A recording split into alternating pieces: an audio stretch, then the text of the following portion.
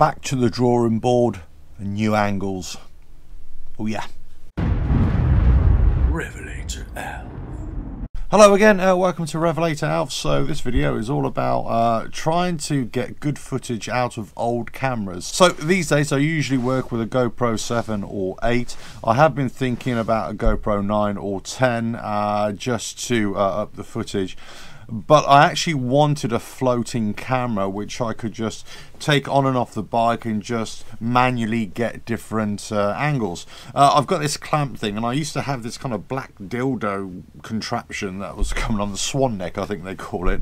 But it was just the version that I had. It's not a GoPro official one. It was squeaking and the noise was terrible and it would just vibrate anyway, so it was really rubbish. So I thought, well, you know, I'd just go for a solid mast, as it were, and then see about this GoPro Hero 4, see if it would work.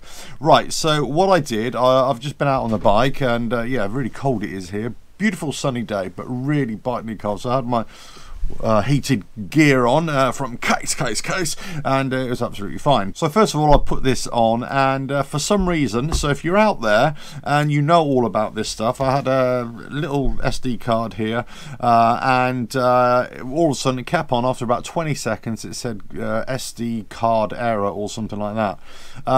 However, this card works in the GoPro 7 and the GoPro 8. But it doesn't seem to work in here. Later on in the trip, I took the SD card out of the GoPro 8 and I put it in here, and it works absolutely fine.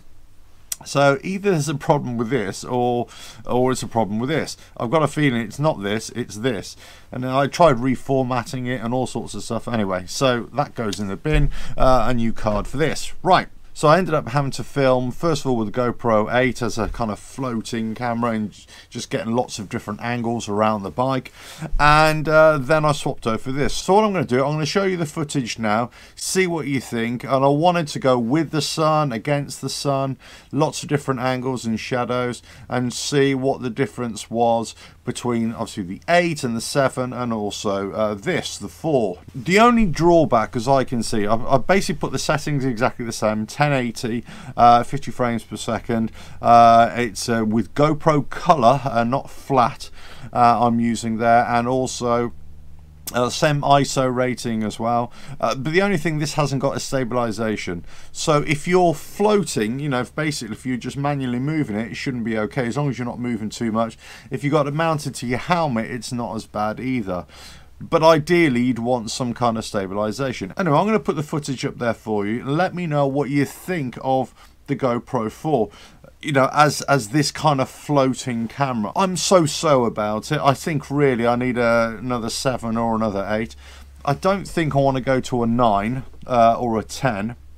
Unless one's going to be given to me, because I've got to say, I'm not shooting in 4K or 5K or anything like that. I'm not doing that higher level stuff where you need lots of memory cards and it takes a long time to edit, especially when you want to do things quickly. You need to get something, you know, recorded and edited and out the door the very next day, as it were.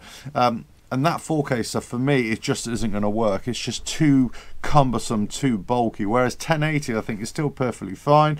For me, anyway, the way I watch videos, I'm not really that bothered whether it's 4K or not. But anyway, so I thought, this is 1080. Let's see how it works. Now, some of you might be thinking, well, actually, you get all these different angles. Why don't you just get a 360 camera? I've got to say, hand on heart, I don't like the 360s. Well, it's not that I don't like the cameras. I've got nothing against the cameras or the companies. It's the footage that I've always seen. The quality is always naff. I don't really like that fisheye lens look, I've got to say. But also, it's really wobbly footage all the time. And usually that's because they've got it on the end of the long pole, and it doesn't matter how much stabilisation you've got. If you've got it on a long pole and it's doing this in the wind or over bumps, it's gonna cause problems. You know, with GoPros, any GoPro up to 10 or whatever, if you've got it on a really long pole and it's flapping up and down, you're gonna notice that it's jittery. So I think it's more the way it's being mounted and used by motovloggers, let's say, more than it's a limitation with the device, as it were. If it's solidly mounted to the handlebars, so you're just getting the 360 front and rear, or you're solidly mounting it on the side of the bike and you're just getting a 360 front and rear, that's absolutely fine, I think. But even then, I think sometimes it's the way it's being portrayed on video for me isn't that great. So I might still get one and an experiment with kind of making sure that it looks like a normal footage as opposed to this kind of warped or wobbly footage, which I'm not too keen on. Anyway, so that's the reason why I haven't gone for a 360 type camera as yet. I know there's lots of different makes out there. I've been doing my own research recently as well, but I thought I'd go with this again.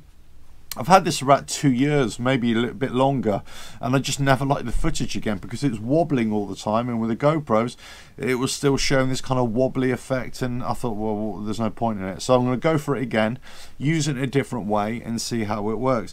But I thought I'd bring this to you because I thought, well, maybe you've got this kind of dilemma that you think you need to upgrade to a new camera or get an extra camera. And I'm just wondering, could you still make use of the older cameras? I know there are lots of motovloggers out there who really jump for all the latest tech, the GoPro 9 or 10 or whatever, the DJI or whatever brand of action cam you want to go for. But I think there's quite a few out there still really using old tech, GoPro 4s.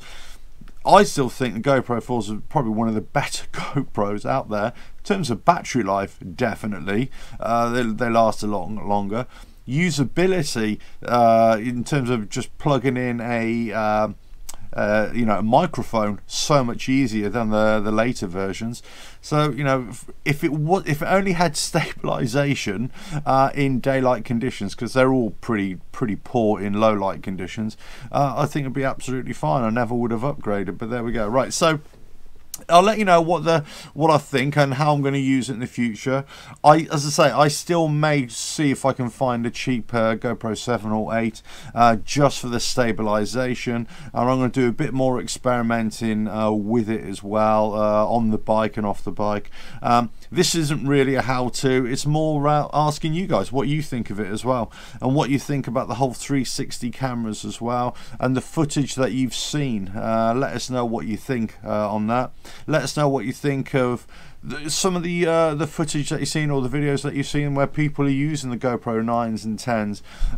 Yeah, the quality is definitely going to be more superior, but I'm just thinking, for the kind of videos that you're normally going to be watching, are they that much more superior? And also, most of the time it's not the camera, it's the user limitation that's all the difference, really.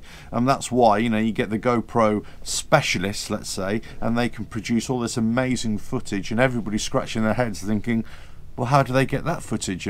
So it's really about the expertise and using it rather than the actual limitation of the camera, I think.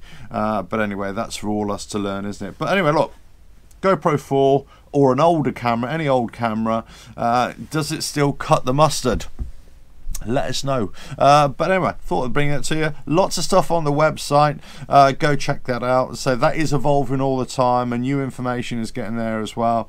I am starting to update the products links page for 2022 as well, so I'll be using lots of stuff there. But anyway, all I can say is thanks for watching. I hope you're all doing well, and let us know in the comments below about all the different types of cameras that you've seen, or the video footage that you've seen, and which you think is the best. And no right or wrong answers here. And also, what do you think of the old footage as well? Let us know, because that would be good to get other opinions on this subject as well. Anyway, as I always say, don't forget to subscribe, hit the bell, like and share, and check out the website RevelatorAlf.com. And thanks again for all your support, and I'll catch you again. Ta-da!